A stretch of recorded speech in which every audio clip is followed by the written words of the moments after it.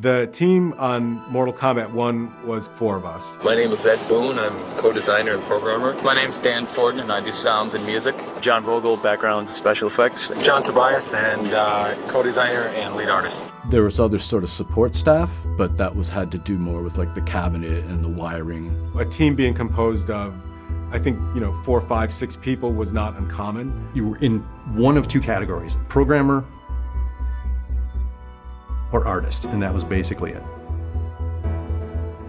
Everything felt like, being in a rock band or something, just a very few number of guys. He's guitar, he's drum, he's, we all had our own jobs to do, and, we'd fight with each other, and we'd hang out with each other and go see movies with each other and stuff. And certainly when I started working on Smash TV, it was myself, Mark Turmel, and I think there was maybe one other programmer at the time, and then Eugene Jarvis eventually came on.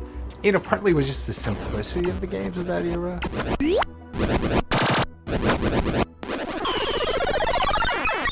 8-bit, pixel art, that a lot of the animation was just done with graph paper. Say Defender, all the animations of that game could be done in a week. A lot of people think that, somebody up high says you're going to make a fighting game and you're going to call it Mortal Kombat and it's going to look like this, and then we go, okay, and do it. That's not how it worked at all. It's a bit of the Wild West. There wasn't rules. There wasn't any, well, this is how you make a video game. Everybody made it differently. And as long as cool new stuff was showing up on your screen every once in a while, management would, peek their head in.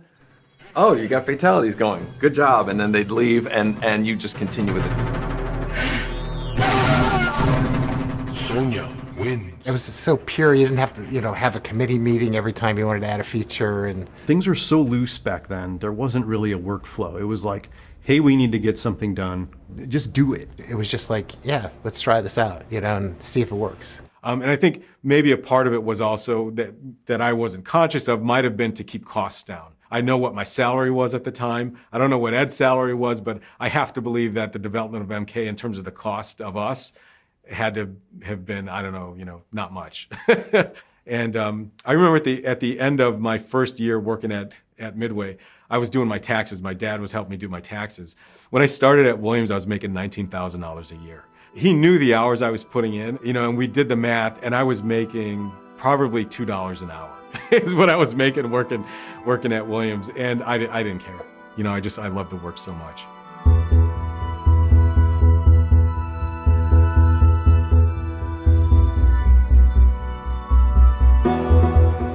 I know it's not a popular topic, but the overnighters and the, going out for breakfast, nobody told us to do that. Nobody said, stay till midnight tonight.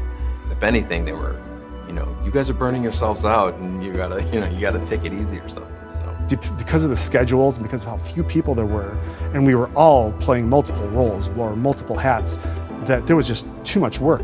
And it wasn't like we were being made to do this. It was an art, it was a craft, and it was a labor of love. So we were so passionate that we spent, all of our waking hours and our sleeping hours in the studio. Some people look back and they go, oh, that was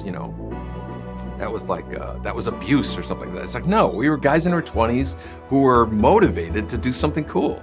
You were working on Liu Kang's, flying kick, and it was feeling good, and you wanted to keep perfecting it, and it was my obsession. It was like being paid to do a hobby. If a band is up all night learning a song, they want to nail it, and it's the exact same thing. It's completely self-motivated. Back then, it was nothing but fun. It was just, working there was just hilarious.